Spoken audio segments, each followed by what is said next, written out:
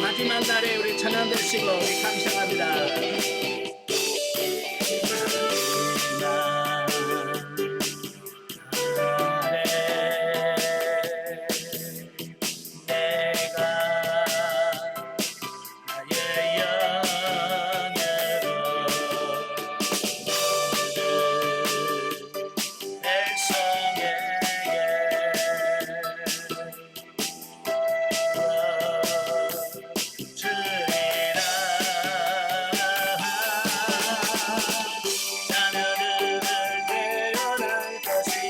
청년들을 만사들어가 아비들은 뜸을 끓이라 주의 영이 임하며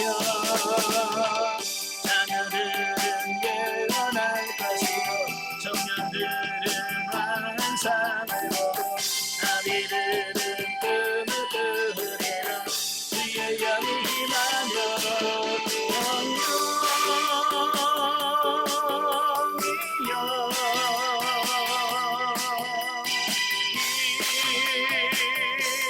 하소서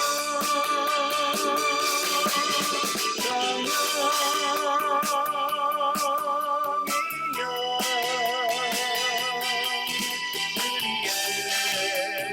우리에게 임하소서. 아멘. 기도하겠습니다. 은혜로우신 아버지, 은혜와 사랑을 진심으로 감사합니다.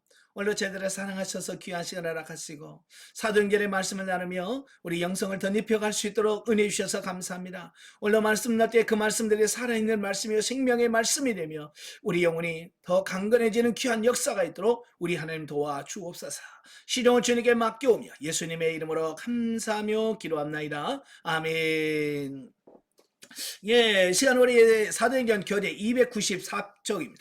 294페이지 보시면 사도행전 5장이 나오게 되어지는데요. 그 사도행전 5장의 내용이 뭐냐면 아나니아와 삽비라의 범죄와 사도들을 통한 초대교회 성장 및 사도들의 추록과 가말리엘의 중재에 대한 말씀을 하고 있어요. 자, 그중에서 1절부터 11절까지 보면 아나니아와 삽비라의 성령 기만 사건이 나옵니다. 자, 보면은 그 아나니아와 삽비라라고 하는 부부가 그 재물에 대한 욕심으로 하나님과 교회를 속이다가 결국 죽임당하는 장면의 내용이에요. 이 사건은 전장 마지막 단락에 기록된 바나바의 재산 헌납과 대조되는 사건으로 초대교회 공동체의 긍정적인 모습 이면에 부정적인 모습을 보여줌으로써 성도들에게 헌신된 삶의 진정한 모습이 어떠해야 되는가라고 하는 것을 보여주고 있어요. 자, 이 부분은 명예와 재물을 모두 소유하려다가 하나님과 교회를 속이는 죄악을 범함으로 하나님의 심판을 면치 못했다라고 하는 것을 보게 되어집니다. 자, 이 말이 무슨 말이냐면 사실 그 앞장 마지막 부분에 보면 이 바나바라고 하는 사람이 자기의 밭을 팔아서 사도들의 발 앞에 두죠. 그러니까 많은 사람들이 바나바를 칭찬하는 겁니다. 야, 정말 대단하다. 어떻게 그런 일을 할 수 있을까라고 하면서 바나바를 칭찬하는 거예요. 그러니까 그 칭찬하는 모습을 보고 이 아나니아와 삽비라 부부도 야, 우리도 저렇게 칭찬받았으면 좋겠다. 예, 그런 거예요. 자, 순수한 마음에서 시작을 했겠지만 결국은 뭐냐면 진짜 이 안에서 하나님을 사랑하고 이웃을 사랑해서 해야 되는데 바나바를 흉내내는 이런 차원에서 끝났다라고 하는 거예요. 그래서 신앙이라 특별히 영성이라고 하는 것은요 흉내로 되는 것이 아니라는 거예요. 그죠? 우리가 못하면서 하는 척하고 안 하면서 한 척하고 이것은요 사람을 속일 수 있을지 모르지만 하나님과 성령님은 속일 수 없다라고 하는 것을 말씀해 주고 있습니다. 그래서 하나님과 사람들 앞에서 우리는 진실해야 된다라는 거예요. 예. 자, 그러므로 이 부부의 즉각적인 죽음은 사욕에 치우쳐 신앙 공동체의 사랑과 신뢰를 파괴하고 하나님의 거룩한 모습을 가리는 자들의 최후가 엄정함을 보여주고 있다라고 하는 겁니다. 그러니까 이 바나바와 이 아나니아와 삽비라 부부는 괜히 바나바 흉내를 내다가 성령을 속이는 결과를 낳았고 실제로 자기가 죽는 이런 부분들을 보게 돼요. 그러니까 여러분도 섣불리 누구 흉내 내지 마시라 그 말이에요. 진짜로 믿고 진짜로 사랑하고 진짜로 섬겨야지 사랑하는 척 섬기는 척해갖고는 안 된다 그 말이에요. 자, 누가가 이렇게 초대교회의 부끄러운 모습까지 역사적 사실로 기록한 것은 이후의 모든 교회와 성도들로 하여금 하나님 앞에 범죄하지 않도록 하기 위한 경고의 의도를 지닌다라고 하는 겁니다. 예, 그러니까 이 성경을 읽는 모든 사람들이 이렇게 해가지고는 하나님이 인정하지 않는구나, 정말 사망이구나, 이걸 인식을 하고 조심하도록 하려고 하는 의도가 분명하게 있다라고 하는 거예요. 자, 그러므로 성도들은 이런 부족하고 연약한 모습이 자신 안에 있음을 깨닫고 언제나 하나님을 의지하고 살아가야 하며, 더 나아가 완전한 사랑의 공동체인 천국이 이 땅에 완전히 실현되기까지 보다 완전한 신앙 공동체를 이루기 위하여 언제나 노력하며 살아가야 된다라고 하는 것을 보게 됩니다. 자, 저도 가만히 보면 다른 사람들로부터 인정받고 싶어하는 마음이 있어요. 자, 여러분 안에 있어요, 없어요? 집사님 최고야, 권사님 최고, 이런 말 하면 싫은 사람 손 들어. 없죠? 이런 말 해주기를 원하잖아, 그죠? 은근히. 그래서 해주면 좋고, 안 해주면 좀 섭섭하고, 이제 그런 게 우리 속성이라 그 말이에요. 이제 그런 부분들이 이게 처리가 안 되어지면, 그런 우리 처리가 안 되어지면 결국 우리도 아나니와 삽비라 부부 같은 실수를 할 수 있는 가능성이 있다라고 하는 거예요. 이 우리 안에 다 이런 속성이 있기 때문에 그런 부분들로 꼭 경계하셔야 돼요. 그리고 빨리 십자가에서 이 부분을 처리해야 돼요. 그래서 이 부분이 없어지지 않는 한 우리는 아나니와 삽비라처럼 실수할 수 있다라고 하는 걸 기억하시면 좋겠고요. 자, 두 번째 단락은 12절부터 16절까지입니다. 자, 사도들의 표적과 복음의 확산에 대한 말씀인데요. 자, 보면은 사도들의 표적과 기사로 인해서 복음이 이제 예루살렘에서 그 주변으로까지 서서히 확산되어 가는 장면을 소개하고 있습니다. 자, 이런 초대교회의 확장과 부흥은 아나니아와 삽비라 사건으로 인해서 공동체의 순결과 거룩을 되찾는 초대교회는 하나님의 능력을 힘입어 더욱 확장되고 성숙되었다라고 하는 겁니다. 여러분, 교회라고 하는 것은요, 외모가 커지는 것이 부흥이 아니에요. 원래 많은 교회가 착각은 게 뭐냐면 외형적인 숫자가 늘어나고 어떤 교회 건물이 더 커지고, 이걸 우리는 보통 부흥이라고 하는데 사실은 그게 아니라요, 정말 우리 안에 거룩성이 형성이 되고요, 순결이 회복되어지고요, 하나님의 말씀대로 사는 이것이 진짜 부흥이에요. 아시겠죠? 그러니까 숫자가 아무리 늘어나도 이 내적인 거룩함과 순결이 사라지면요, 그 교회는 되어지는 것 같지만 나중에는 무너진다 그 말이에요. 지금도 이 역사상 요게 보여지잖아요. 잘 나가던 교회, 잘 성장하는 교회 무너지는 거 많이 보잖아요. 그죠? 그러니까 이 외형적인 것이 진짜 아니고 바로 순결과 거룩함을 유지하는 겁니다.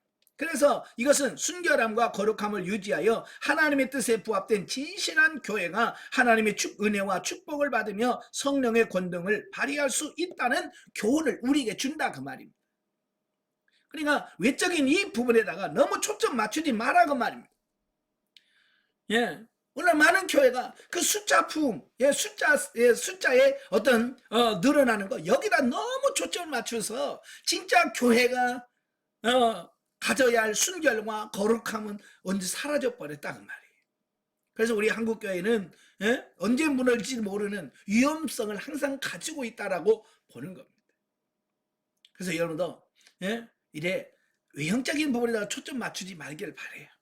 아시겠죠? 자, 사도들은 민간에 많은 표적과 기사를 행했는데요, 이런 사도들의 표적과 기사는 예수님의 사역을 계승한 것으로, 자, 이 초대교회는요, 이 사도들을 통해서 희한한 능력과 기적들이 막 나타났습니다. 자, 이건 뭘 말하냐면 예수님이 하셨던 그 사역을 이제 제자들이 계승했다라고 하는 것을 의미하는 거예요. 마치 구약에 보면 엘리야가 능력의 선지자였잖아요. 그죠? 자, 그 엘리사가 했던 그 기적을 그의 후계자였던 엘리사가 그대로 행합니다. 그죠? 마지막 엘리야가 하늘로 승천하기 전에 그가 옷을 벗어서 요단강을 탁 치어요. 그러니까 요단강이 어때요? 쫙 흔들리니 쫙 갈라졌어요. 그래서 요단강을 엘리야와 엘리사가 건너갔어요. 그리고 나서 엘리야가 하늘로 불말과 불병거를 타고 쫙 올라가 버렸어요. 그리고 나서 그 엘리야의 몸에서 떨어진 겉옷을 엘리사가 주어서 가져옵니다. 그래서 똑같이 요단강에 왔을 때 엘리야의 하나님은 어디 계십니까? 그러면서 그 옷을 탁 치니까 어때요? 아까 엘리야를 통해서 일어났던 그 기적이 쫙 그대로 일어나는 거예요. 그러니까 많은 사람들이 와, 엘리사가 엘리야의 후계자구나, 그게 계승했구나라고 하는 것을 받아들이는 거예요. 이 마찬가지로 이 제자들을 통해서 많은 표적과 기사가 나타났다는 얘기는 바로 예수님의 그 능력과 예수님의 기적과 그 사역을 제자들이 그대로 계승했다라고 하는 것을 의미한다라고 하는 겁니다. 자, 또 예수님께서는 제자들에게 복음 전파의 명령을 주시고 또한 성령을 통하여 당신의 권능을 부여하심으로 구속 사역이 계속적으로 이루어지도록 하셨다는 겁니다. 자, 그런데 여기서 중요한 것은 병자들의 고침을 받은 것으로 그친 것이 아니라 이들의 영생의 근원이 되는 예수 그리스도의 복음을 영접하는 데 있었다라고 하는 겁니다. 자, 그처럼 각 사람에게 가장 중요한 것은 육신의 문제가 아닌 영원한 삶을 위한 영의 문제를 해결하는 것이 가장 중요하다, 이걸 말씀해주고 있는 겁니다. 오늘도 많은 사람이 놓치는 게 뭐냐면 육신을 고치고 육신을 치유하고 육신이 잘 되는 것이 영이 잘 되는 거라고 착각한다, 그 말입니다. 아니에요. 육신은 고쳐도요, 영을 고치지 않으면 아무 의미가 없다라고 하는 거예요. 그래서 이 초대교회는 정말로 육신도 고쳐요. 육신의 질병도 고쳐주지만 더 중요한 게 뭐냐면 그들의 영혼이 예수 그리스도를 영접하고 구원하는 역사가 일어났더라라고 하는 사실입니다. 오늘도 치유 사역하는데 가만히 가서 보면, 자, 뭐에 치중하냐면 나았다, 치유받았다 라고 하는 그 어떤 겉으로 드러나는 여기다가 초점 맞출 수가 있어요. 저도 감정을 했잖아요. 제가 영성훈련 받기 전부터도 저는 늘 기도했던 게 뭐냐면 이런 기적과 이적을 저도 굉장히 좋아했어요. 그래서 늘 기도하면서 하나님, 손만 얹으면 귀신이 떠나가게 하시고 질병이 떠나가고 회복되어지는 역사가 있기를 원합니다라고 늘 기도했었고요. 또 영성훈련을 하면서 하루에 6시간씩 기도하니까 진짜로 병자에게 손을 얹으면 치유가 되더라고요. 그러니까 제가 이제 막 그쪽으로 육신의 질병을 고치는 이쪽으로 제가 방향을 싹 바꾸더라고요. 그러니까 하나님께서 어느 날 이 치유하는 역사가 하나도 안 나타나게 하시는 거예요. 그러니까 제가 답답한 거죠. 왜 하나님, 왜 언제는 그 육신의 질병을 치유하시더니 왜 이제는 치유 안 합니까? 성장했으면 더 잘 나타나는 거 아니에요? 라고 하나님 앞에 제가 따지면서 좀 하나님을 불평하고 원망했죠. 그때 주님께서 뭐라고 말씀하냐면, 야, 육신은 고쳐도 또 죽어. 죽은 사람 살려놔도 다시 죽고 아픈 사람 고쳐도 또 아프단다. 그러나 영은 한번 살려놓으면 영원히 산다. 그래서 이 육신의 질병이 목적이 아니라 영혼을 치유하고요, 영혼을 살리는 게 이게 진짜 중요하다는 것을 되게 가르쳐 줬어요. 그래서 지금도 사역을 하면서 육신의 치유도 있지만 정말 저는 육신의 치유보다도 영적인 치유가 더 급하고요, 더 시급하고 더 중요하다라고 보는 겁니다. 아시겠죠? 여러분도 마찬가지예요. 영이 바로 세워지지 않으면 육이 아무리 잘 돼도 아무 소용없어요. 육신적으로 여러분이 세계에서 가장 큰 재벌이 되어도요, 영이 죽으면 그 세상의 모든 것은요 아무 의미가 없어. 여러분 죽을 때 같이 죽는 거예요. 그러나 여러분이 영이 살면 영원히 사는 축복이 있습니다. 이게 뭐가 중요한지를 알아야 돼요. 그래서 복음의 확장은 교회에 박해와 환란을 가져왔다. 유대 종교 지도자들은 복음에 대적하여 예수 그리스도의 소문이 퍼지는 것을 두려워한 나머지 교회를 박해하기 시작했다. 하지만 이런 예루살렘 교회에 대한 박해는 결국 복음이 팔레스타인 전 지역까지 확산되는 결과를 가져왔다라고 하는 겁니다. 그러니까 이 교회가 막 부흥하니까 더 이상 부흥하지 못하도록 박해를 하기 시작을 했어요. 그래서 유대교가 박해를 했고요, 나중에 로마 정부까지 합세해서 반대했습니다. 그런데 그럴수록 어떻게 되냐면 교회가 핍박하면 할수록 교회는 막 확장돼 갔다는 거예요. 자, 이걸 보면서 우리는 겉으로 드러난 환란이나 이런 걸 보면 하나님 왜 그러십니까? 왜 그럴 수 있습니까? 라고 할 수 있겠지만 사실은 결과론적으로 보면 그게 우리에게 유익하다라고 하는 거예요. 아시겠죠? 그러니까 밖에서 보여지는 어떤 표면적인 박해나 이런 것들은 결국 우리를 없이 할 수 없어. 우리를 포기하게 할 수는 없어요. 도리어 그것이 우리로 하여금 더 성장하게 하고 성숙하게 하는 이런 부분들을 보게 된다. 그래서 여러분들이 환난 받을 때, 고난 받을 때 더 감사하시고 더 기도하시길 바래요. 예, 절대 실망하지 않아요. 그건 안 되는 게 아니라 우리로 하여금 되어지게 하는 과정이니까 그런 거예요. 자, 17절 32절까지 오면 이제 사도들의 재투옥과 구출 및 변론에 대한 말씀이에요. 자, 보면은 사내들인의 그 종교 지도자들은 믿는 무리의 수가 급증하면서 복음이 급속도로 확산되자 첫 번째 박해 때와는 달리 문제의 심각성을 더욱 크게 느낀 유대 종교 지도자들은 이제 정식 재판을 통해서 예수님을 죽였던 그 방법처럼 이제 사도들도 그렇게 처리하길 원했다라고 하는 겁니다. 자, 예수님 때 성공해서 못했어요?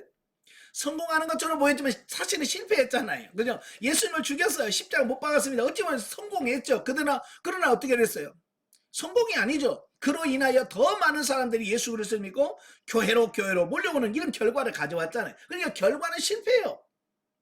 그런데 그걸 보면서도 또 그들이 똑같은 실수를 또 하는 겁니다. 자, 그래서 사도들을 박해하는 겁니다. 그래서 사도들을 감옥에다 갇습니다. 네, 감옥에다 가둬놔요.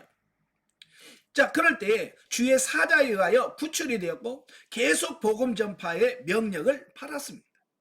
자, 이것은 하나님의 능력이 사도들과 함께 하신다는 놀라운 표적입니다. 그러니까 이 종교 지도자들은 그런 것을 자기 눈으로 보면서도 어때요? 안 믿어요. 여러분 같으면 그런 역사가 여러분 눈앞에서 일어나면 어떡하겠습니까? 와, 이건 하나님이 하시는 거야. 와, 이거 두렵도다. 이러면서 회개하고 이런 역사가 나타나야 되잖아요. 근데 그들은 여러분 생각해 보세요. 감옥에다 가둬 놨어요. 밖에서 튼튼히 지키고 있습니다. 근데 아무도 모르게 그 감옥에 아는 사람이 사라졌어요. 여러분 그런 기적이 나타나면 여러분 어떡하겠어요? 예? 어떡하겠어요? 나도 몰라 그냥. 그러고 그냥 넘어갈 겁니까? 예? 이게 심각한 문제잖아. 하나님 앞에 기도하면서 이거 어찌 된 겁니까? 라고 매달리면서 이렇게 해야 되잖아요. 근데 이들은 그러지 않아요. 그걸 보면서도 몰라요. 왜냐? 눈이 가려서 못 본단 말이에요. 봐야 될 것을 보지 못하고요. 귀가 막히니까 마땅히 들어야 될 말씀을 못 듣는 겁니다. 그래서 제가 여러분에게 늘 말씀하잖아요. 심령이 열어 깨닫게 하시고 눈을 열어 보게 하시고 귀를 열어 들을 수 있는 게 이게 복이고요. 이게 은혜예요. 그래서 맨날 그걸 놓고 기도하셔야 돼요. 그래서 신명기 29장 3절 4절 말씀 늘 붙들고요. 예? 깨닫는 심령, 보는 눈, 들을 수 있는 귀를 열어달라고 항상 기도하셔야 돼요. 그래야 어떤 사건들 보면서 아, 하나님의 손길이구나, 하나님의 역사구나, 이걸 느낄 수 있는 거예요. 그런데 이 종교 지도자들은 다 막혔잖아. 깨닫는 심령도 없지, 보는 눈도 없지, 들을 수 있는 귀도 없지. 그러니까 그들은 계속해서 성령을 대적하고 하나님을 대적하다가 결국 심판을 받을 수밖에 없는 어떤 그런 상황으로 가는 겁니다. 예. 그래서 하나님이 하시는 일은요, 그 어떤 것도 막을 수가 없어요. 자, 베드로는 자신의 신분 노출을 전혀 두려워하지 아니하고요.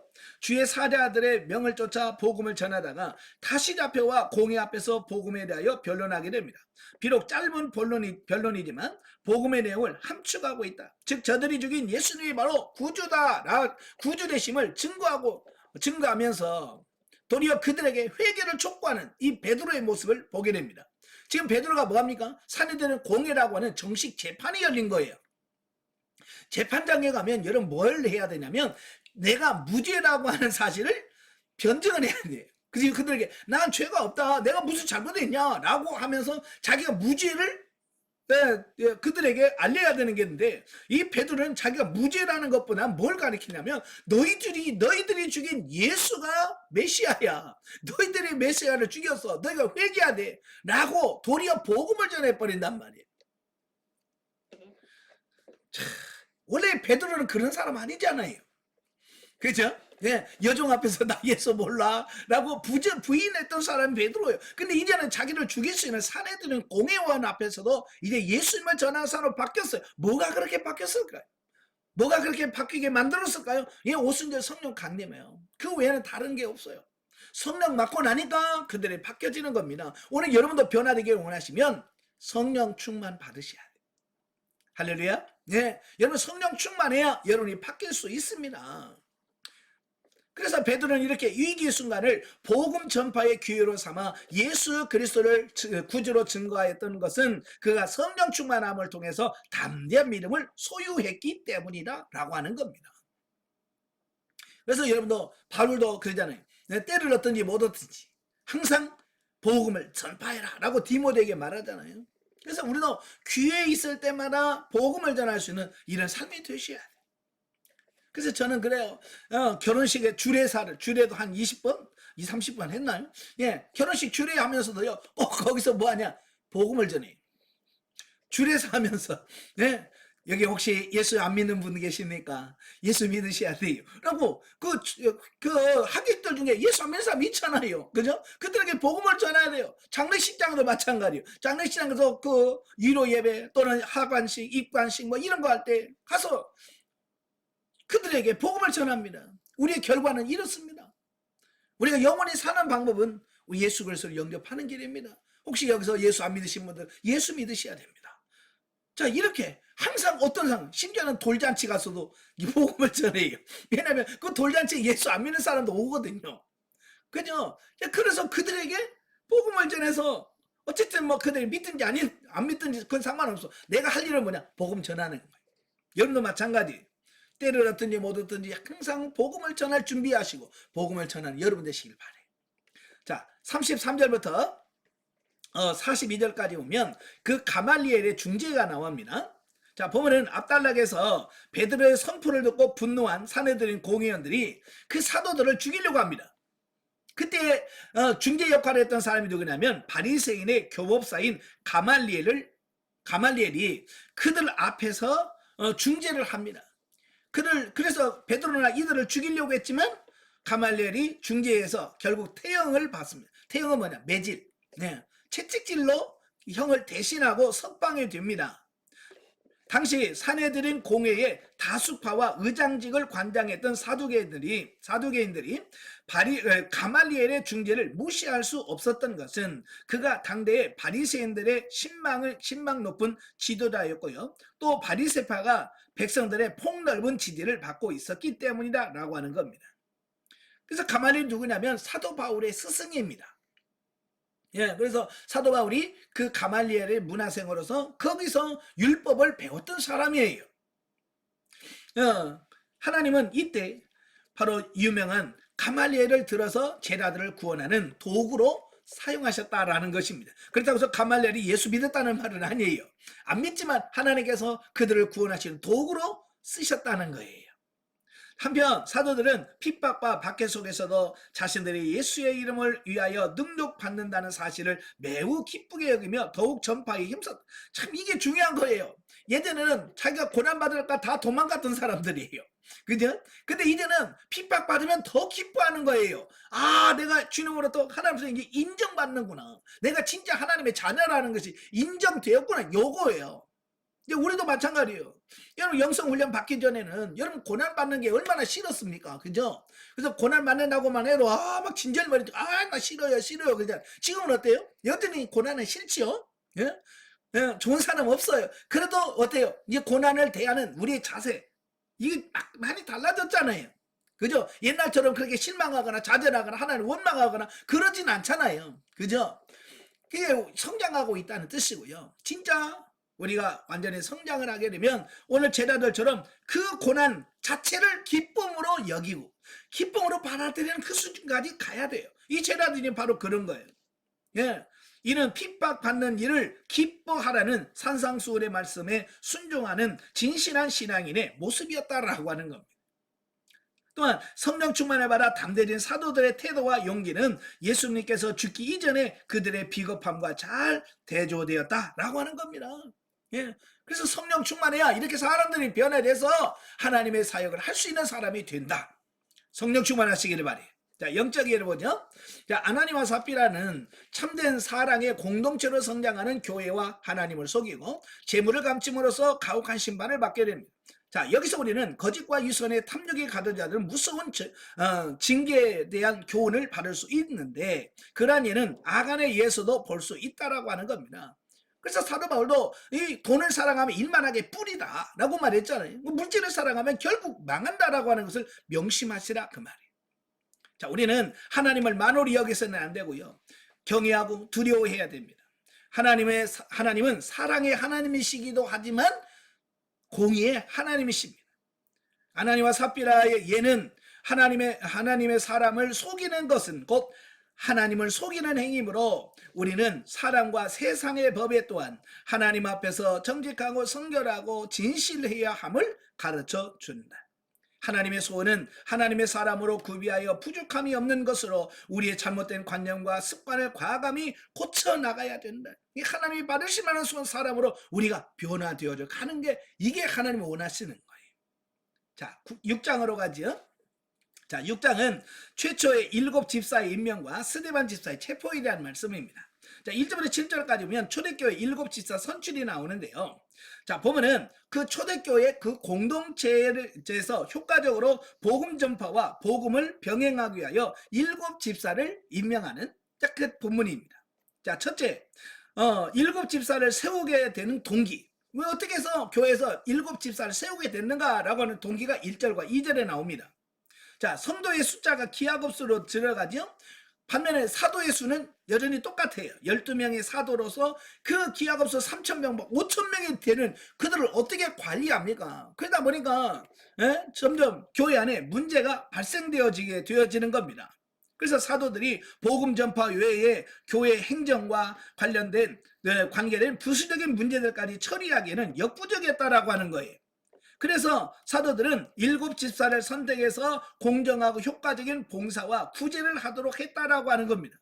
그러니까 사도로가 너무 일이 많으니까 그 일을 분배해서 맡기도록 하기 위해서 직분자를 세웠다라고 하는 겁니다. 자, 이건 뭘 말하냐면 교회에서 직분을 세울 때 명예가 아니요 호칭도 아니라는 거예요. 근데 어느 순간부터 우리 한국교회에서는요 이미 직분이 뭐가 됐어요? 호칭이 됐어요. 그 사람을 부르는 호칭이 됐어요. 그래서 장로님, 권사님, 집사님 하면서 그게 호칭으로만 사용되지 정말로 장로가 장로 역할을 합니까? 권사가 권사 일을 하나요? 집사가 집사 일을 하나요? 아무것도 안 하면서 그 직분만 갖고 있는 거예요. 자, 이런 걸 우리가 한번 다시 한번 고민해 보셔야 돼요. 여러분, 직분은요 호칭이나 어떤 명예직이 아닙니다. 일하라고 직분을 세운 거예요. 일해야 되는 거예요. 권사면 권사 일을 해야 되고요. 집사는 집사로 일을 해야 되고 장로는 장로로서 목사는 목사로서 일을 해야 되는 거예요. 그래야 그 진짜 직분이 되는 겁니다. 자, 두 번째, 집사의 자격에 대해서 말씀합니다. 자격은 성령과 지혜가 충만하고 칭찬 듣는 사람이다 라고 하는 거예요. 자, 여기서 성령이 충만해야 하나님의 뜻대로 올바로 봉사할 수 있고요. 또 성령께서 주신 지혜가 있어야 올바른 판단을 통해서 그 일을 할 수 있고요. 타인에게 존경받는 사람이어야 교회를 이끌어갈 수 있다라고 하는 겁니다. 그래서 자격이 세상 일과 기준이 달라요. 여러분, 직장에서는 직원을 뽑을 때 뭘 뽑습니까? 학벌 어디 학교 나왔냐, 네?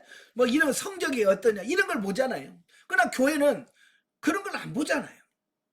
왜냐하면 교회는요 어떤 세상 일을 하기 위해서 세운 게 아니라 하나님의 일, 영적인 일을 하도록 하기 위해서 뽑은 직분자들이에요. 그러니까 세상에서 보는 기준으로 보면 안 돼. 세상에서 직원 뽑듯이 면접 봐가지고 재산 정도가 얼마냐, 학벌이 뭐냐, 뭐 이런 거 봐가지고 뽑으면 안 된다 그 말이에요. 자, 그리고 셋째, 집사의 책무. 그러면 집사가 뭘 해야 되냐? 3절 4절에 나오죠. 사도들은 기도와 말씀 전파에 전념하고, 그 다음에 집사들은 구제와 봉사의 책무를 담당했다. 그러니까 직분은 뭐냐면 맡은 역할을 분배하는 거예요. 나누는 겁니다. 오늘날도 이 집사의 책무는 하나님과 교회를 향한 봉사와 전도의 힘을 써야 된다라고 가르침을 전해주고 있습니다. 여러분, 집사라고 하는 말이 헬라어로 디아코노스.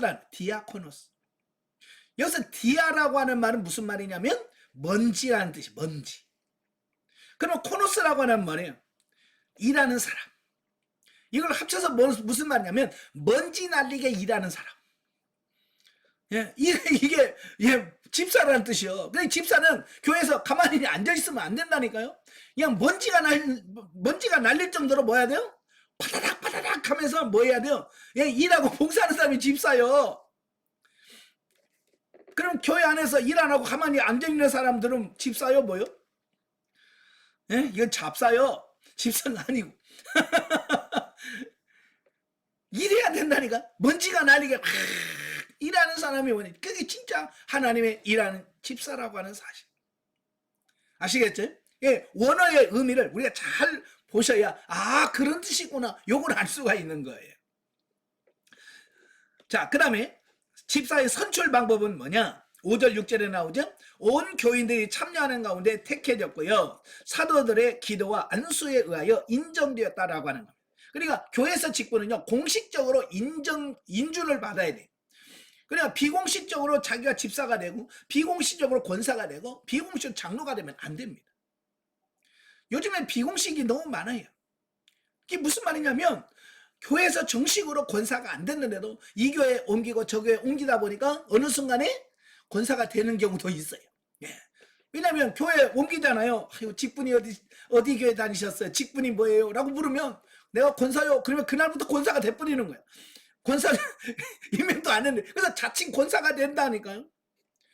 예, 집사도 마찬가지예요. 교회에서 정식으로 서리 집사 했나? 안수 집사 했나?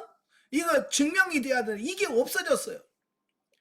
그래서 자칭 집사들이 너무 많아요. 예. 안수 집사는 그래 좀 나은데 서리 집사는요 완전히 진짜 엉망이에요. 제가 안양에 있을 때 그 교회 나온 지 한 1년 됐어요. 1년 된 여성도가 있었는데 어느 날 제가 있는데 막 자기들끼리 막 집사님 집사님 그러면서 막 부르는 거예요. 그래서 아니 제가 그래 물어봤지. 아니 담임 목사도 모르는 집사가 있나? 그랬어요. 왜냐면 제가 집사로 임명 안 했거든요. 아니 교회 나온 지 1년밖에 안 됐으니까 내가 집사로 임명을 안 했어. 근데 자기들끼리 막 집사님 집사님 그러면서 막 부르는 거예요. 그래서 제가 그랬지. 아니 담임 목사도 모르는 집사 내가 언제 집사 세웠나? 내가 그랬더니 다 집사인데 그냥 성도님 하기가 그렇다는 거야. 그래서 그냥 자기들끼리 그냥 집사님을 부르기로 했대. 고객 자칭 집사예요. 교회에서 공식적으로 여러분 서리 집사라도 연말에나 연초에 보면 공식적으로 교회에서 인정을 하잖아요. 금년에 서리 집사로 누구 임명합니다 라고 강대상에서 공포해야 그게 정식 서리 집사가 되는 거지. 예? 그냥 우리끼리 집사라고 부르자 그래서 집사가 되는 거 아니에요. 그래서 항상 공식적으로 인정해주는 이런 게 필요하다 그 말이에요. 자, 그 다음에 다섯째, 집사 선출의 결과가 뭐냐? 7절에 나오죠. 7집사 선출 후에 교회는 사랑으로 하나가 되었고요. 질적으로나 양적으로 계속 성장해서 심지어 복음 증거를 받게 하던 제사장의 무리까지도 복음을 받아들이는 이런 교회 부흥의 역사가 일어나. 그래서 교회는요, 일꾼 잘 세우면요, 교회가 부흥하는 역사가 일어나. 반대로 교회 일꾼 잘못 세우면 어때요? 교회가 깨져요.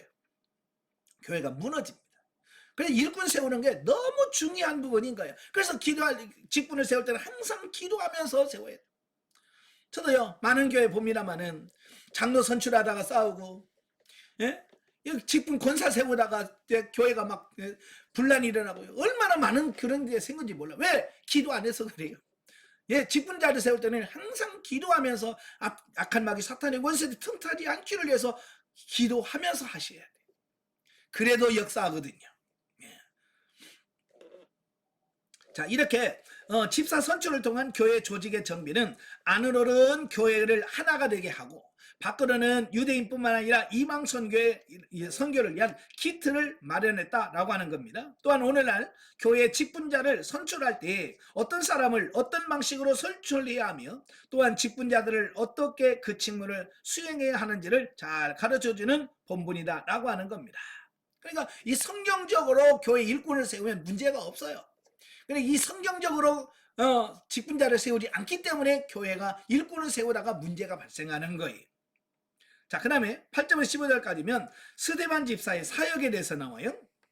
자, 보면은 스데반은 성령과 지혜가 충만한 7 집사 중에 한 사람으로 그 디아스포라 유대인들이 중심이 된 회당에서 복음을 전하여 있는데 성령의 지혜로 말함으로 인하여 그의 변론에 대적하는 자가 없을 정도였다. 근데 원래 이제 스데반 집사는 디아스포라 출신의 유대인이에요. 다시 그러니까 그 6장에 그 교회가 문제가 발생된 게 뭐냐면 히브리파와 헬라파가 있어요. 교회 안에. 자, 히브리파는 누구냐면 그 히브리 그 팔레스틴 지역 안에 그 유대 지역 안에서 태어나고 거기서 자라고 히브리어를 사용하는 사람들을 히브리파라고 그래요. 그러니까 헬라파는 누구냐? 혈통적으로는 유대인이지만 그 유대가 아닌 다른 지역, 다른 지역에서 태어나서 그들은 그 지역에서 살면서 헬라어를 공식적으로 사용되는 사람들을 헬라파라고 그래요.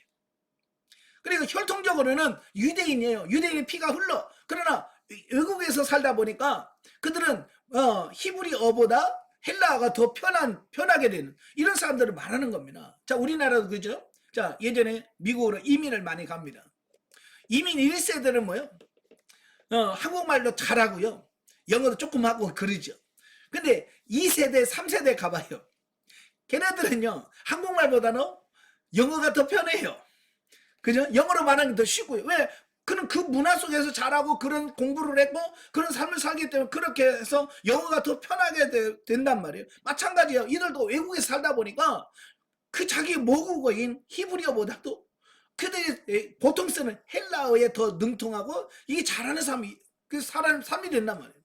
그들이 나중에 나이가 들어서 그래도 하나님의 도성이 예루살렘에 가 살아야지라고 해서 나중에 그 예루살렘으로 모여드는 각처에서 외국에 살다가 나중에 이스라엘로 돌아오는 사람도 있더라는 겁니다.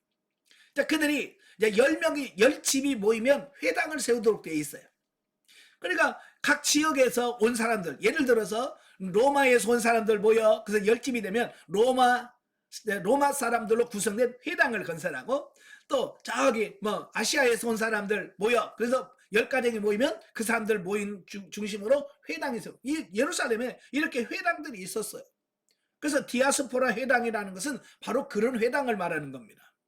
스데반 집사님이 성령 충만해가지고 그들에게 가서 복음을 전했습니다. 네. 왜냐하면 자기도 헬라파 출신이거든요. 그러니까 그들을 너무 잘 알잖아요. 예, 그때 가서 복음을 전했는데요. 얼마나 스데반 집사님이 성령 충만해서 말을 잘했는지 아무도 그를 당해낼 사람이 없는 거예요.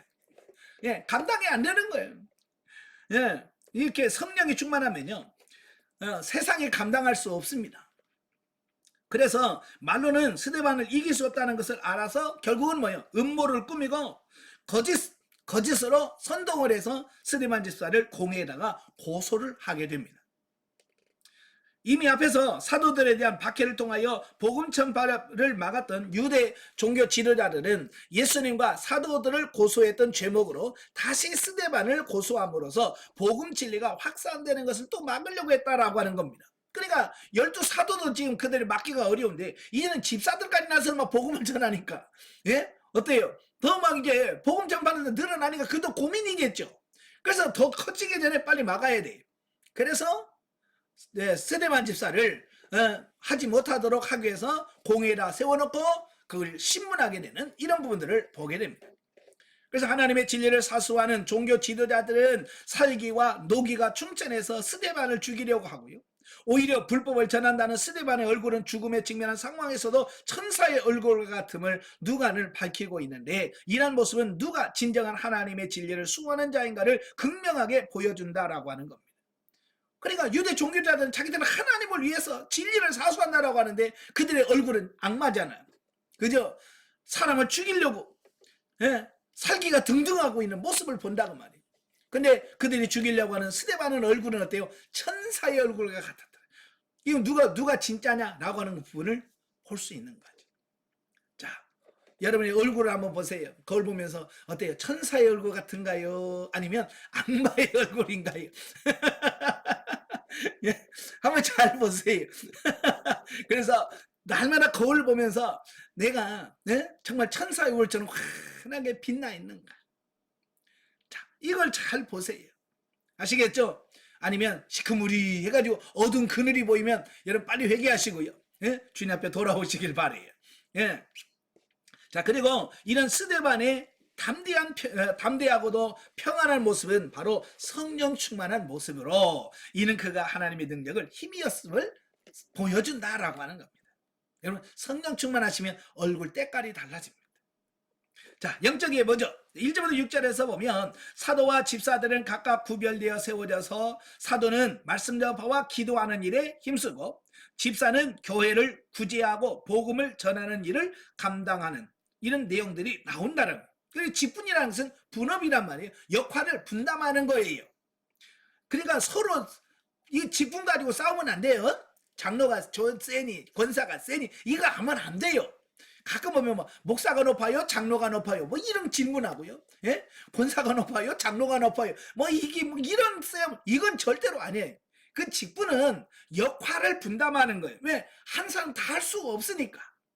그렇잖아요. 교회도 담임 목사가 다 할 수 없잖아요. 그래서 그 역할을 분담해서 예? 나누는 게 직분이거든요. 그래서 자기 직분, 그 주어진 직분을 잘 감당하는 것이 최고예요. 자, 우리는 열심의 주체가 자신인가 아니면 성령께서 하시는 일을 수종드는 것인가 자신을 살펴야 한다. 육신적인 열심으로 하는 봉사는 한계가 있고 성령으로 하고자 열심을 내야 된다. 그러니까 육신의 열심이 있고 영의 열심이 있어요. 육신의 열심은 사망이에요. 영의 열심은 생명이 됩니다. 그러니까 저와 여러분도 그냥 육신적으로만 아침부터 저녁까지 방방방방 뛰지 마세요. 예. 그럼 육신의 열심과 영의 열심을 어떻게 분별할 수 있냐? 물론 여러 가지가 있겠습니다만은 이런 거예요. 주일날 가서 교회에서 봉사하고 집에 돌아왔을 때 내가 지쳐서 쓰러져 가지고 집에 오자마자 아이고 하고 침대에 들어가면 육의 열심이에요. 이게 성령 충만하지 않은 거예요. 영으로 하지 않는 거예요. 육으로 하는 거예요. 그러나 교회에서 열심히 아침부터 저녁까지 봉사하는 저녁에 올 때 정말 은혜가 충만하고요. 네? 힘이 넘치고요. 자, 이러면 영의 열심으로 일하는 거예요. 이건 누구한테 안 물어봐도 알아. 여러분 스스로가 주일날 교회 봉사하고 집에 왔을 때 어떤 모습으로 내가 들어오고 출입문 들어올 때 어떤 모습으로 들어오는가 한번 잘 보십시오. 자, 이번 주일날 여러분 교회에서 봉사하시고 집에 오자마자 가서 거울 한번 보세요. 생기가 넘치고 은혜가 충만한지 아니면 지쳐가지고 아이고 죽겠다. 한숨 잤으면 좋겠다. 이런 모습인가? 그건 육의 열심과 영의 열심을 분별할 수 있는 기회가 돼요. 영의 열심으로 하시길 바래요. 그래서 사도 바울도 육의 열심으로 막 했을 때는 어떻게 했냐? 교회를 핍박하고 박해하는 사람이었어요. 근데 성령이 충만해갖고 영의 열심으로 예? 그래서 내가 너희를 위하여 하나님의 열심으로 열심을 내노니. 왜? 육신의 열심은 사람을 죽이고요. 교회를 박해하는 그 결과가 나왔어. 그래서 그는 그런 열심으로 하지 않겠다는 거예요. 성령이 주시는 하나님의 열심으로 내가 하겠다라고 바꾸는 것처럼 여러분도 바꾸셔야 돼요. 많은 사람들이 육신적인 열심 자체를 자꾸 신앙과 믿음으로 착각을 하는 경우가 너무 많아요. 그래서 교회에서 막 치도록 일하면 사람들이 막 칭찬하면 아 최고라고. 네? 절대로 안 최고입니다. 아시겠죠? 이건 육으로 하는 거예요. 이 육으로 하면 결과는 사망인 거예요. 아시겠죠? 여러분 절대 거기 속지 마세요. 그래서 우리가 욕망 때문에 기도하고 충성하는 것은 육신적인 열심에 불과하지만 성령이 원하셔서 순종하고 성령의 음성을 듣기 위하여 전심전력하는 것은 생명에 이르는 삶이 된다라는 겁니다.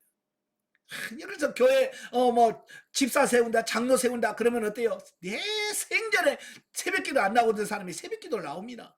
예? 생전 봉사 안 하는 사람이 봉사합니다. 예? 생전에 밥 한 번 산다고 안 하던 사람이 꼭 그 권사나 이런 거 장로 투표하기 전에는 밥도 사주고 막 그럽니다. 왜? 사랑해서?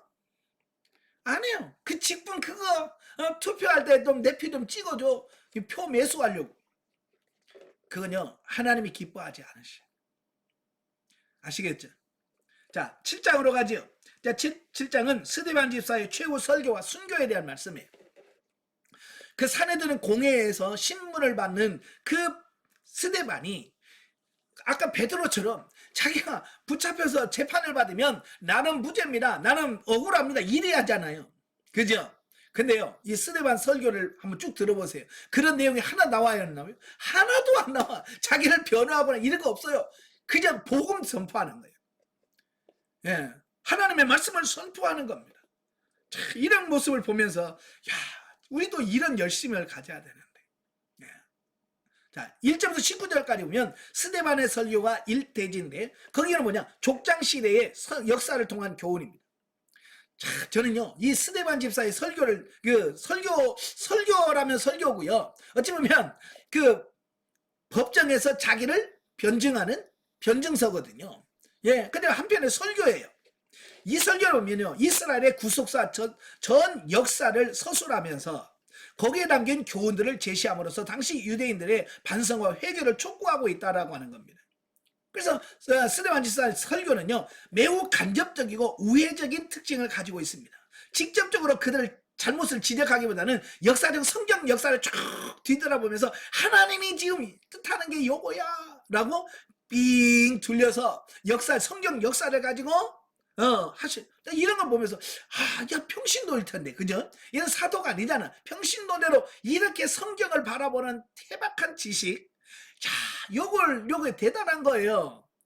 자, 여러분도 마찬가지예요. 여러분 평신도라고 하지만 이 스데반 집사님처럼 영적인 성경을 바라보는 이 영적인 눈이 열려지셔야 돼. 아멘. 그래서 이런 내용으로 설교할 수 있을 만큼, 복음을 전할 수 있을 만큼 능력 있는 사람이 돼야 돼. 자, 거기서 제일 먼저 족장시대의 역사를 기술하면서 하나님의 구속 역사가 언약과 믿음에 의하여 흐르고 있음을 소개하고 있습니다. 그래서 첫 번째, 아브라함에 의하여 역사하신 하나님에 대하여 소개하고 있는 내용이 1절부터 8절입니다. 그래서 하나님께서는 아브라함을 하나님의 주권적으로 선택하시고 언약을 맺음으로써 구원의 소망을 주셨고, 이에 아브라함은 믿음으로 응답하여 선민 이스라엘의 조상이 되었다. 자, 스데반은 아브라함의 이런 모습을 통해서 율법보다 그 이전에 있던 언약과 믿음을 강조하심으로써 형식적인 율법 조항에 젖어있던 유대인들의 불신을 지적하고 있단 말이에요. 그래서 구원의 계시는 원래 언약에 의하여 주어진 것이며 이것은 오직 믿음으로 말미암다는 사실을 교훈하고 있다라고 하는 겁니다. 많은 사람들이, 유대인들은 뭐냐면 율법을 지켜야 구원받는다라고 말하는데, 야, 아브라함은 율법이 있기 전에 이미 존재하고 있었어. 그리고 아브라함이 율법을 지켜서 의롭게 된 게 아니라 그는 하나님을 믿음으로 하나님의 그를 의롭게 여기셨어라고 하는 바로 이 부분을 설교하는 거예요. 그러니까 율법으로는 구원에 이를 수 없다라고 하는 이 진리를 선포함으로 유대인들이 가지고 있는 그들의 율법에 대한 지식과 이 모든 것을 깨뜨려 버리는 거예요. 그러니 유대인들이 스데반 집사의 설교를 좋게 받아들이겠습니까? 안 좋게 받아들이죠. 왜냐하면 그들이 가지고 있던 모든 구원관, 이걸 완전히 깨부시는데 그들이 좋아하겠습니까? 자, 두 번째로 요셉을 통해서 역사하신 하나님에 대해 소개하고 있는 내용이 9절부터 16절인데요. 스데반은 희비와 영역이 엇갈린 요셉의 일생을 통해서 하나님의 주권적인 섭리와 경륜 없이는 이루어질 수 없었던 요셉의 모습을 강조하고 있습니다. 자, 요셉의 그 성경을 보면 어때요? 극적이잖아요. 완전 드라마, 극적인 반전 드라마잖아요. 그죠? 예. 자, 이는 형들의 간과한 음모에 희생되지 않고 영광을 얻은 요셉의 모습을 유대의 순환 속에서도 부활하신 예수님의 예표로 삼고, 이러한 예수님을 박해하고 거부하는 유대인들의 불신앙을 은연중에 지적하고 있습니다. 그래요, 요셉 이야기하고 있지만 사실은 예수님을 죽인 유대인들을 지금 어떻게 책망하고 있는 이런 내용이거든요. 한편 스데반이 아브라함과 요셉의 일생을 통해서 이스라엘의 족장 시대를 개괄하는 것이 자신의 이런 구약적 전통에 충실한 자이며 자신이 전하는 복음도 구약의 언약과 어긋나지 않는 것임을 변론하게 합니다. 왜 이런 이야기를 하냐면, 유대인들은 뭐냐면 기독교인들은 자신들의 전통과는 상관없는 신흥 종교, 이제 막 생겨난 종교로 인식을 합니다. 카톨릭이 항상 개신교를 보면서 자기들이 원조고 우리는 그냥 자기들에서 이렇게 나간 이런 걸로 자꾸 이런 취급을 하잖아요. 바로 유대인들이 기독교를 자기들의 유대교에서 빠져나간 한 이단 분파로만 생각한다, 그 말이에요. 근데 스데반 집사는 그게 아니라는 거야. 저 믿음의 조상, 그들이 말하는 믿음의 조상 아브라함 때부터 신앙의 정통성을 쫙 하면서 우리가 그 아브라함과 요셉의 그 신앙과 정통을 우리가 이어받았어라고 전하는 겁니다. 예, 그래서 우리가 천주교하고 이야기할 때는 예, 신학 교회 시대만 이야기하면 안 돼요. 어디부터 이야기해야 돼요? 예, 아담 창조부터. 우리는 뿌리는 여기부터야. 그리고 아브라함 이야기 쭉 가고 예수 그리스도까지 오고요. 이렇게 해야 우리 기독교의 뿌리가 정통성이 있는 거예요. 그걸 싹 떼버리고 1517년에 종교개혁을 하면서 우리가 개신교가 세웠어 라고 하면 결국은 뭐가 되냐? 우리는 그냥 천주교에서 하나 이렇게 빠져나온 한 분파밖에 안 된다는 거예요. 자, 20절 36절까지 오면 이제 스데반 설교의 두 번째인데요. 모세를 통한 교훈입니다. 그래서 이 모세가 하나님께서 모세를 출생을 어떻게 했고 어떻게 하나님께서 그를 사용하셨는가를 쭉 설명하고 있어요. 당시 유대인들은요. 모세 하면 끔뻑했습니다. 왜냐하면 그들이 구원을 받은 하고는 그 율법을 누가 받았냐? 모세가 받았거든요. 그래서 모세는 율법의 전수자요, 이스라엘의 구원자요. 예, 자 그래서 아예 이 모세를 굉장히 영웅시했습니다.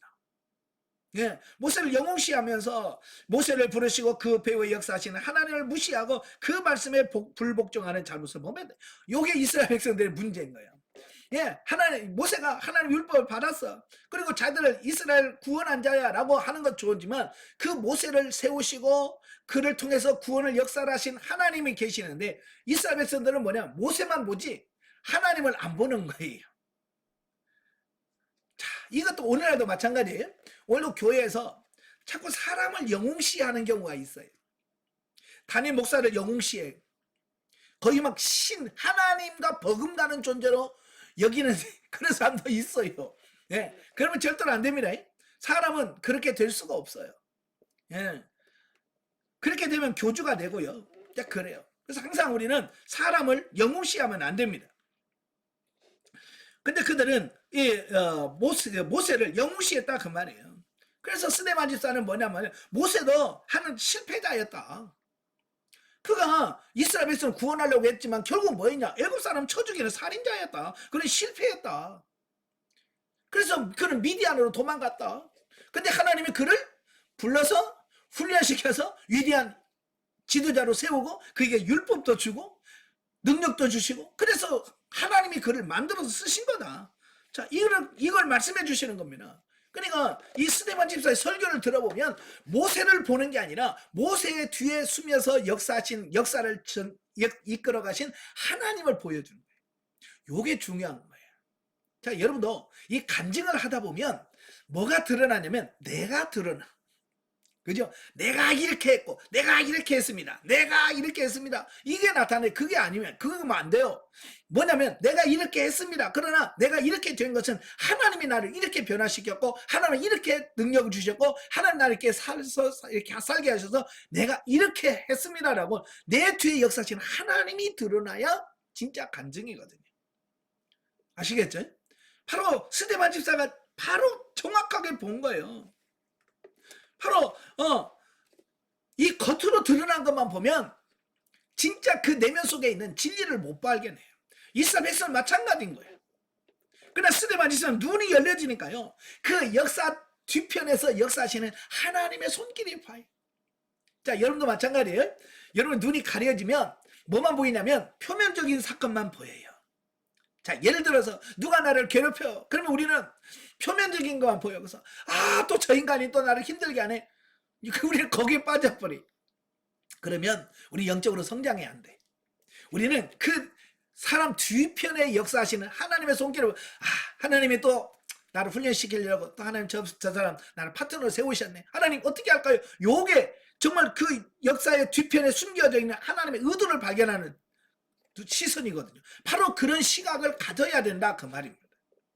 아시겠죠? 그래서 그렇게 되면 고난이 감사가 되고 고난이 기뻐하게 되는 사람으로 바뀌어지는 거예요. 자, 스데반은 모세의 모습을 통해서 율법과 모세를 숭배하면서도 율법의 완성자요 모세의 원형이신 예수 그리스도께서 하나님의 섭리를 따라 오셨으나 자신들의 전통과 형식주의에 빠져서 예수 그리스도와 그의 복음을 배척한 유대인의 완악함을 간접적으로 책망하면서 복음을 받아들이라고 권면하고 있다라고 하는 겁니다. 예, 예, 그러니까 스데반 집사는 뭘 보냐면 바로 그렇게 역사하시고 모세를 들어서 사용하시는 그 예수 그리스도, 예수 그리스도가 주인공이야. 모세 주인공이 아니야 라는 것을 말씀해주고 있는 거거든요. 참, 정말 평신도지만 스데반 집사는 정말 저는 존경합니다. 네, 이런 대단한 영적인 해안 눈을 갖고 있다 그 말이에요. 여러분 부럽지 않아요? 네. 그래서 성경에서 하나님 나도 이 스데반 집사 같은 영적인 눈을 주옵소서. 역사를 바라보는 눈을 바뀌게 하시고 성경을 바라보는 눈이 바뀌게 해주세요라고 기도하셔야 돼요. 자, 그 다음에 37절에서 43절이면 스데반 집사의 설교인데 이스라엘 백성들의 불순종의 죄에 대해서 지적하는 내용이 나와요. 자, 스데반은 모세의 명령을 거부하고 불순종하여 우상숭배를 행하는 이스라엘 조상들의 죄악된 모습을 지적함으로써 같은 죄악에 답습하고 있는 유대인들을 간접적으로 책망하고 있습니다. 예, 하나님은 모세를 택하시고 그로 하여금 이스라엘 자손을 애굽에서 압제하여 구원하게 하셨죠. 그런데 이스라엘 자손들은 하나님의 놀라운 은혜를 체험하고도 시시때때로 하나님의 종 모세를 원망하고 불평하기 시작했고요. 그를 불신앙하게 됩니다. 모세를 불신해. 그래서 그의 불신앙은 어떻게 나타나냐? 모세가 하나님의 율법을 받기 위하여 시내산에 올라가잖아요. 그래서 40일 동안을 머물러 있어. 그때 그들이 뭘 만듭니까? 예? 그들은 금송아지를 우상을 만들어서 뭐라고 그래요? 이 금송아지가 너희를 애굽에서 인도해낸 하나님이다. 여호와다라고 말합니다. 예, 금송아지를 만들어요. 뿐만 아니라 광야 40년 동안의 생활은 불순종으로 점철되어 있습니다. 예, 민수기 기록이 보면 민수기 기록 봤잖아요. 그 처음 시작할 때 민수기 출발할 때 하고요 38년 기간 동안의 기록은 싹 빠져버렸어. 그리고 마지막 무리바 사건 또 나와. 근데 거기서 또 실패를 해요. 왜 하나님께서 광야 38년 동안 광야에서 겪는 수없는 일들이 얼마나 많았겠어요. 근데 성경에서 민수기를 쏙 빼버려. 왜 그럴까요? 예, 광야에서 40년의 삶은요 전부 불순종하고 얻어터지고 죽고 망하고 이런 기록밖에 없어요. 그러니까 그건 기록해봐야 아무 유익이 없어요. 그래서 하나님께서는 그냥 광야에서 기록은 쏙 빼버렸어요. 그래서 처음과 마지막만 기록해 놓고 있어요. 자, 그 다음에 원수를 은혜로 갚는 배은방덕함 그 자체였다라고 하는 겁니다. 예, 그렇죠. 하나님의 그들을 구원해내시고 그들을 애굽에서 출애굽 시켰지만 그들은 어때요? 배은망덕한 거예요. 물 없으면 물 없다고 원망하지. 뭐 고기 먹고 싶다고 그러지. 오이 먹고 싶다고 그러지. 뭐 부추가 먹고 싶다고 그러지. 예, 얼마나 그렇습니까 이거? 여러분도 마찬가지잖아요. 예, 지옥 갈 영혼을 구해놔서 천국 가게 해놨더니 맨날 뭐요? 돈 안 준다고 우리는 불평하고. 예? 시험 합격 안 하겠다고 떨어지겠다고 또 뭘 하고. 예? 뭐 우리는 또 몸 아프게 했다고 또 원망하고. 참, 이게 말이 됩니까 이거? 그러니까 뭐 물에 빠진 사람 건져놨더니 뭐 보따리네 그런다고 누가 그래요? 우리 같이 그러고 있다고 하나님 앞에. 예. 변화되셔야 돼요. 그래서 스데반 집사가 왜 이렇게 이스라엘 조상들의 불순종을 언급하고 있냐면 당시 유대인들이 모세가 나와 같은 선지자라고 예언한 예수 그리스도를 거절하고 그의 말씀에 불순종한 사실을 지적하기 위함이야. 모세가 그랬잖아요. 나와 같은 선지자를 하나님께서 세우실 것인데 너는 저의 말을 들으라 그랬잖아요. 모세가 진짜 자기 사역의 모델이고 핵심인 예수 그리스도를 바라보면서 너희가 그의 말을 들어야 너희가 산다라고 모세가 이야기했는데 모세가 말한 그 예수 그리스도에 대해서 유대인들은 하나도 안 받아들이는 거예요. 그게 스데반 집사 욕을 지금 지적하고 있는 거예요. 예. 그래서 스데반 집사님은 이스라엘 조상들의 불순종의 역사를 서술하면서 당시 유대인들 자신들의 모습과 비교함으로써 그들과 조상들과 다름없이 불순종하고 있음을 지적하고 그들이 자랑하는 율법 준수가 형식에 치우친 것임을 책망한다라고 하는 겁니다. 여러분도 여러분의 삶을 한번 되돌아보십시오. 나도 지금 그러고 살고 있지 않는가? 자, 44절 50절에 보면 스데반의 설교 성전 숭배 잘못을 지적하는 내용이 나옵니다. 자, 보면은 유대인들의 스데반에 대한 두 번째 고소 내용과 관련해서 그들은 성전 못 오겠다라고, 예수님은 똑같이 했죠. 예, 성전 못 오겠다. 이 사도들로 불러서 너 성전 못 오겠다 라고 하는 죄를 씌웁니다. 이제 그 부분에 대해서 스데반 집사가 변론을 합니다. 하나님은 이스라엘 자손을 애굽에서 인도하여 내신 후에 광야에서 모세를 명하여 하나님의 임재 처소, 임재 상징인 처소인 성전을 지으라고 만들라고 하죠. 그러면서 뭐라고 그래? 내가 거기서 너희를 만나겠다. 이 성소는 뭐냐? 이 성막은 하나님이 만나는, 이스라엘 백성과 하나님 만나는 장소로서의 개념이 있어요. 그런데요, 이 성전이, 이 성막이 이스라엘 생활의 중심지가 되었고요, 솔로몬 시대는 이제 눈에 보이는 고정적인 건축물로 성전이 되어졌어요. 그래서 이 성전은 율법과 함께 이스라엘 백성들의 신앙의 핵심이 되었습니다. 그런데 문제는 뭐냐면 하나님께서 왜 성전을 주었는지의 의미를 잘 인식을 못했어. 그래서 그들은 뭘 말하냐면 이 도리어 하나님을 숭배해야 되는데 하나님을 섬기는 것이 아니라 이 성전을 숭배하는 잘못을 범하게 됐다라고 하는 사실입니다. 예, 그러니까 이 성전은 하나님과 만나는 장소인데 이제는 이 성전을 어찌보면 하나님보다 더 중요하게 여겨버리는 거예요. 그래서 하나님은 온가에 없고 오 성전이요 성전이요 성전이요 그러고 있다 그 말이에요. 예, 바로 그 부분에 대해서 스데반 집사가 아주 날카롭게 지적을 하고 있는 겁니다. 예, 그래서 예, 스데반은 하나님의 성전에 국한될 수 없는 온 우주의 통치자심과 성전 역시 하나님을 감당할 수 있는 피조물에 불과하다는 것을 강조하고 있습니다. 그래서 솔로몬이 뭐라고 했어요? 성전을 저 하나님의 봉헌식을 하면서 하늘의 하늘이라도 하나님을 감당할 수 용납하지 못할 터인데 내가 건축한 이 집이 어떻게 하나님을 받아들일 수 있습니까? 라고 솔로몬이 성전 지은 그 솔로몬 당사자가 이야기하잖아요. 네, 이 성전은 그냥 하나님의 임재를 상징할 뿐이지, 예, 그 의미 이상도 아니거든요. 또한 이러한 성전은 유대인들이 그것이 지니는 참된 의미 곧 예수 그리스도를 예표한다는 사실을 모르고 우상시했다고 말이에요. 그래서 성전은 누구냐? 예수님이 자신이 성전이 되시는 거예요. 예? 그래서 요한복음 2장 18, 19절에 보면 자기 성전된 자기 육체를 가리켜서 말씀하심이라 말씀하잖아요. 그러니까 성전의 본질이 예수 그리스도예요.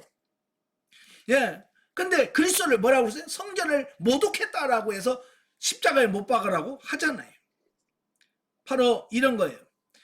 스데반 집사도 역시 성전 모독죄로 토해서 그를 죽이려고 한다 그 말이에요. 그러니까 모르면, 진리를 모르면 이럴 수 있다. 오늘 우리도 마찬가지, 진리를 모르면 우리도 그렇게 속을 수 있습니다. 진리를 바르게 하셔야 돼. 자, 그러면서 이제 51절 53절에 보면 스데반 설교의 결론입니다. 쭉 아브라함부터 시작해서 쭉 이야기한 결론이 뭐냐? 예, 그 역사를 서술하면서 간접적으로 유대인들을 책망했는데요. 이 유대인들이 그걸 못 알아먹는 거예요. 여러분들 설교하면서 목사님들이 돌려서 이야기하면 알아들어요? 못 알아먹어요? 이렇게 좀 돌려 이야기하면 못 알아먹잖아요.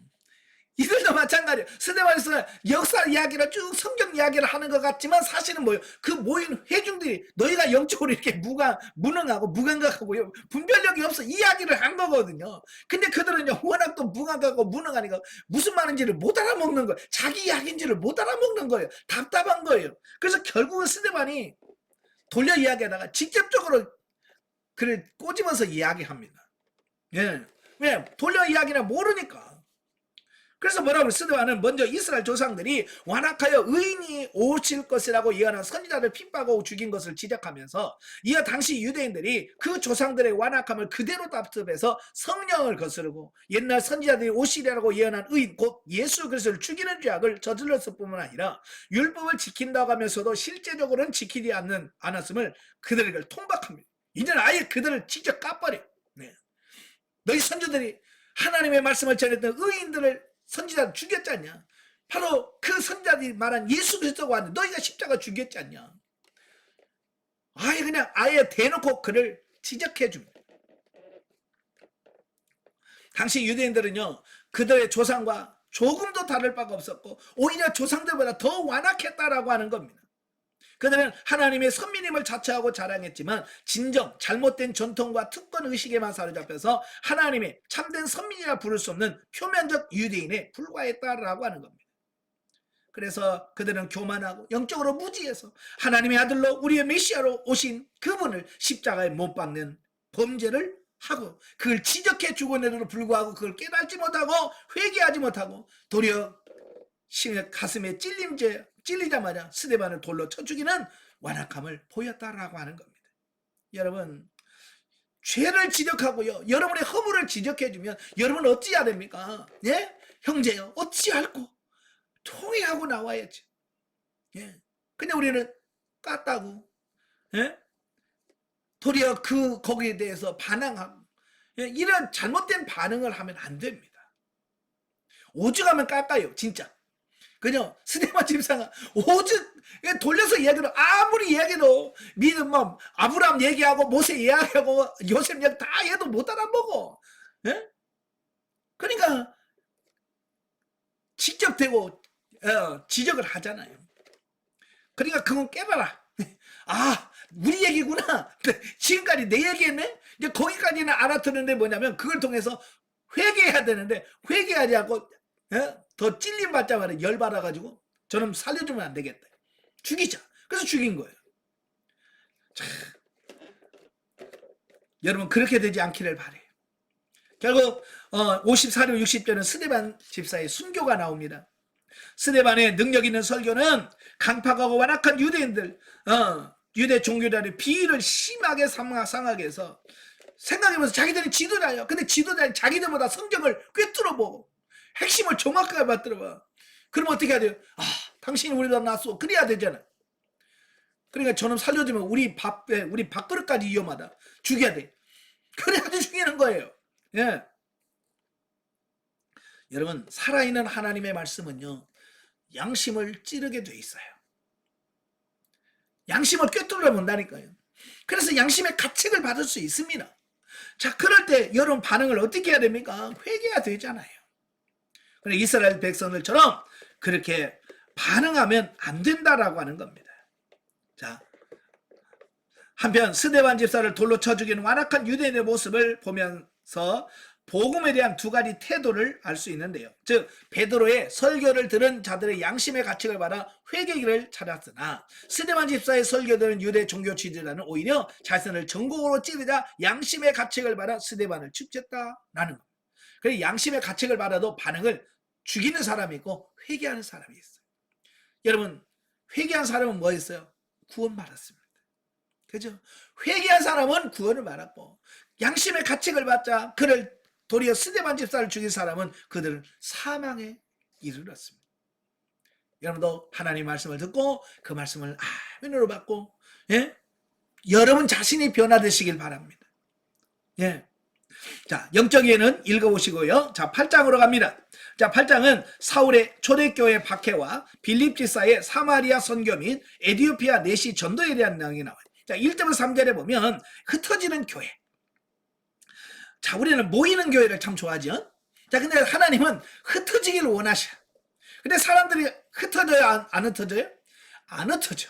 모이는 걸 좋아하니까. 그래서 하나님께서 강제로 그들을 흩으시는 장면이 나옵니다. 자, 스데반 집사의 순교 이후에 예루살렘에서 엄청난 유대교로부터 박해가 심하게 돼. 그러니까 이 예루살렘에 있던 많은 성도들이 너무 핍박이 심하니까 핍박을 피해서 흩어지기 시작하는 겁니다. 그래서 예루살렘에서 유대 지역으로 이렇게 점점 확장이 되고 결국 어디까지 가게 되냐면 사마리아까지 복음이 전파되는 어떤 이런 부분들을 보게 됩니다. 자, 그러면 여기서 307페이지 유대교가 왜 기독교를 박해할까라는 겁니다. 자, 표면적인 이유, 겉으로 드러난 표면적 이유는 뭐냐면 유대 종교 지도자들의 기득권 수호를 위한 것이었다라는 겁니다.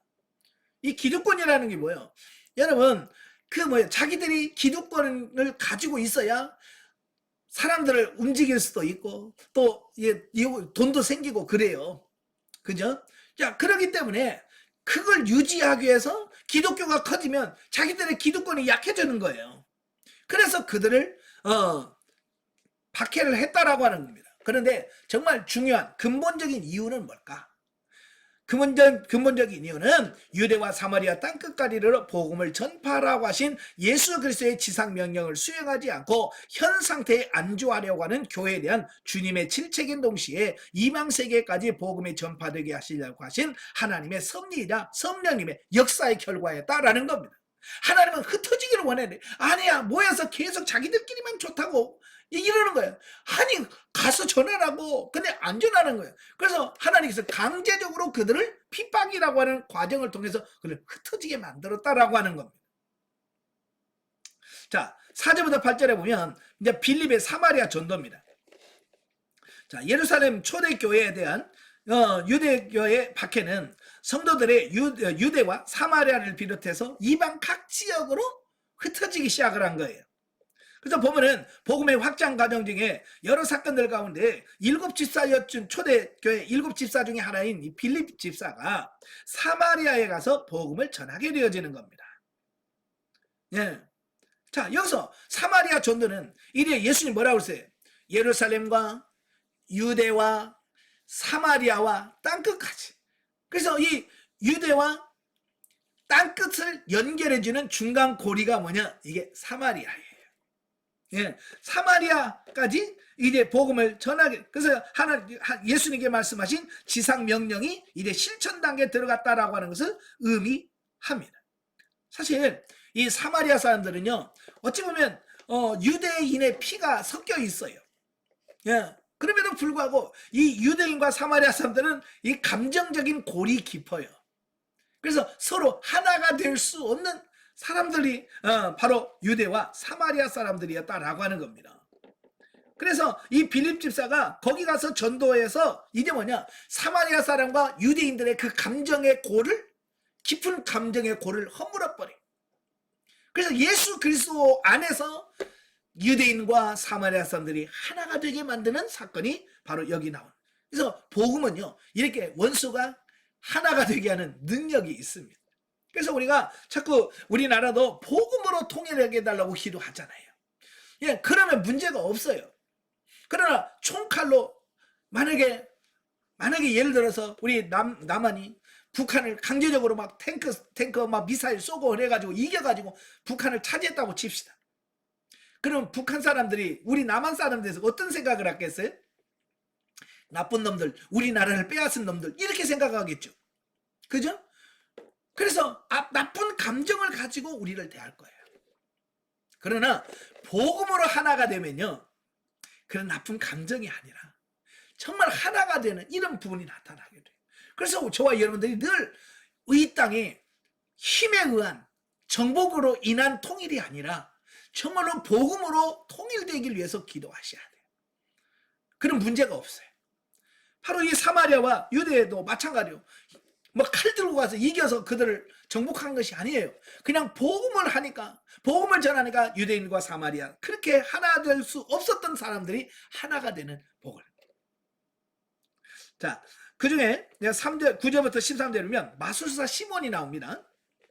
예, 그 사마리아 전도에서 성공 사례 중에 하나인 마술사 시몬이 회개하고 주님 앞에 돌아온 사건을 기록을 하고 있습니다.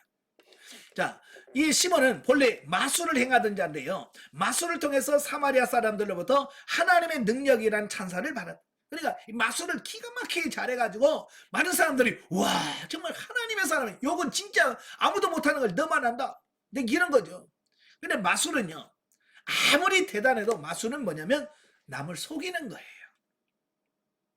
예, 제가 마술하는 사람 봤는 그분이 뭐는 마술은 과학입니다 그랬는데, 물론 과학이라고 하지만 결국은 다 속임수예요. 그죠? 우리 눈에 안 보이고 눈에 눈속임만 하는 것 뿐이에요. 비둘기 이 안에 다 있어요. 근데 없습니다. 그럼 쏙 비둘기 이렇게 쏙 빼내잖아요. 이미 이 안에 다 집어넣었다니까.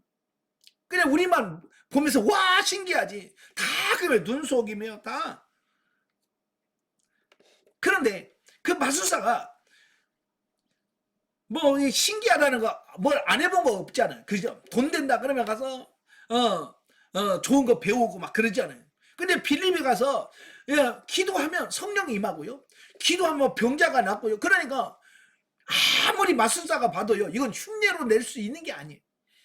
그죠? 마술사는 다 흉내라고 그랬잖아요. 속이는 거잖아요. 근데 지금 빌립은요, 이거 속이는 게 아닌 거예요. 속이는 거. 이게 성령의 역사에 매료가 된 거예요. 왜 자기는 계속 속여왔거든요. 마술로 다 속여왔는데, 이건 복음은 진짜 속이는 게 아닌 거야. 진짜인 거예요. 그러니까 그가 회개하고 이게 진짜를 받아들이게 되는, 자, 이런 부분들을 보게 되어집니다.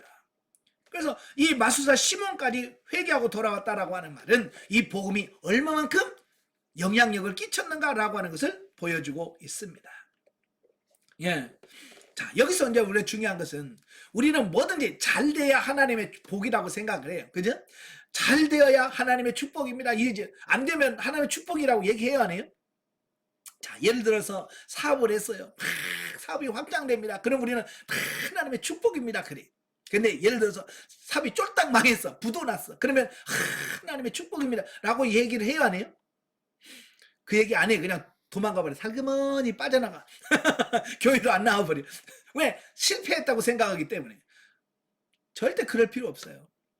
눈에 보일 때는 실패인 것 같지만 결과적으로 그 상황을 통해서 우리를 새롭게 만드시려는 하나님의 훈련 과정이거든요. 그러니까 눈에 보이는 거 가지고 하지 마세요. 어찌 보면 안 되는 것이 우리가 유익할 수 있고요, 안 되는 게 복일 수 있다, 그 말입니다. 아시겠죠? 자, 14절부터 25절까지 보면 베드로와 요한의 사마리아 방문입니다.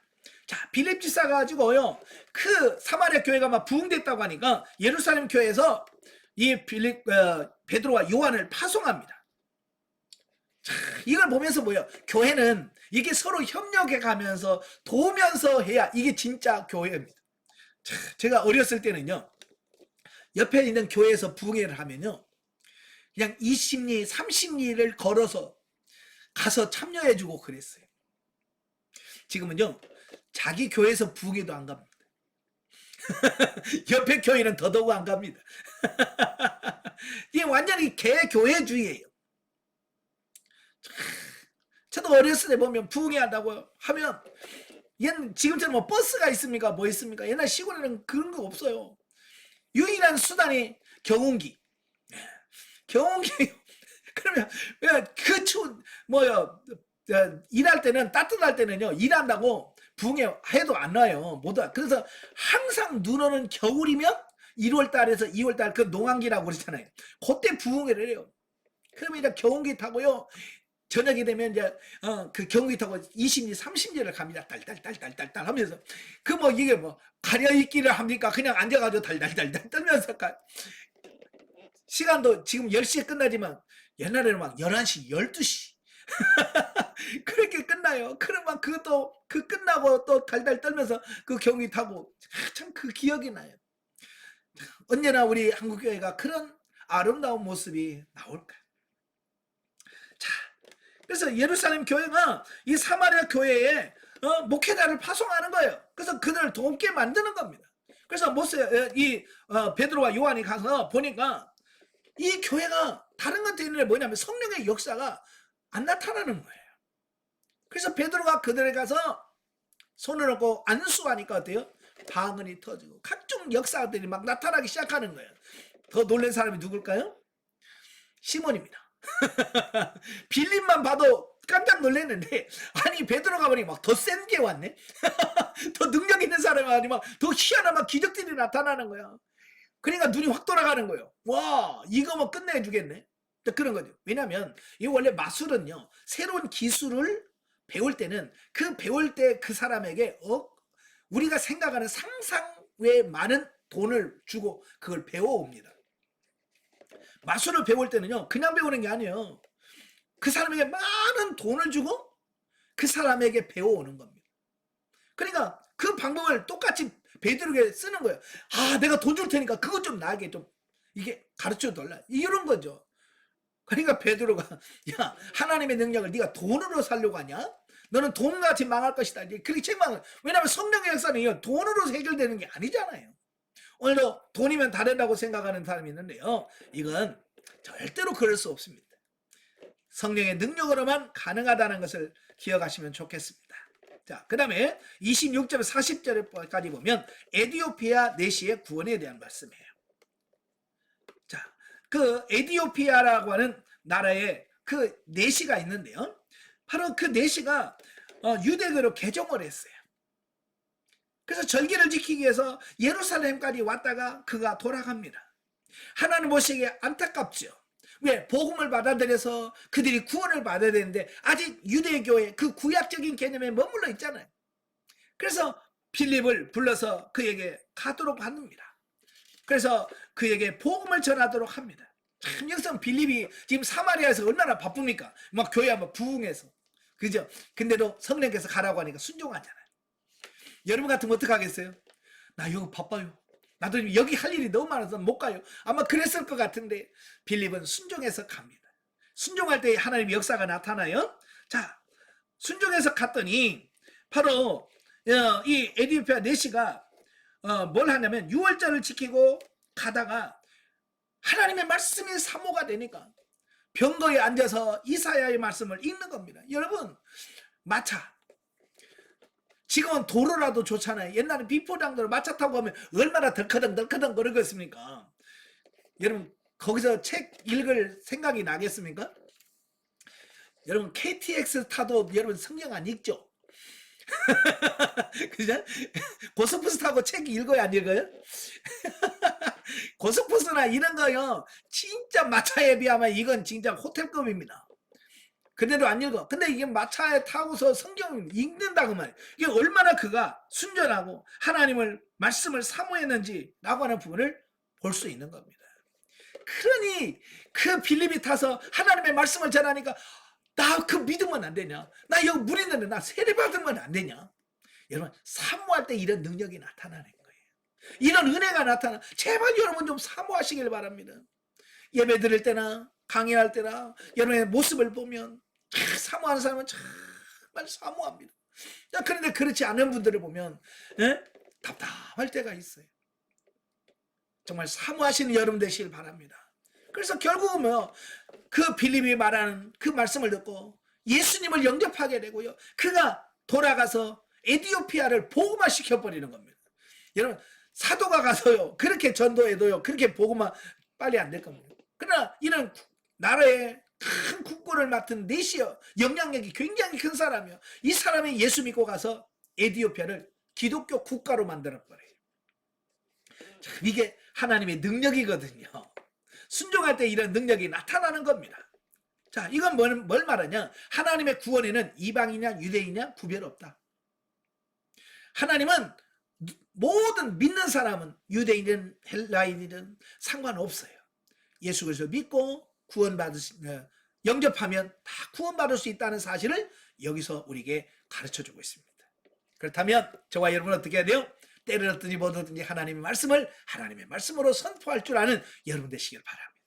기도하겠습니다. 은혜로우신 아버지, 참 사도행전을 읽어보면 정말 생생한 성령님의 역사가 아버지 하나님 선명하게 보입니다.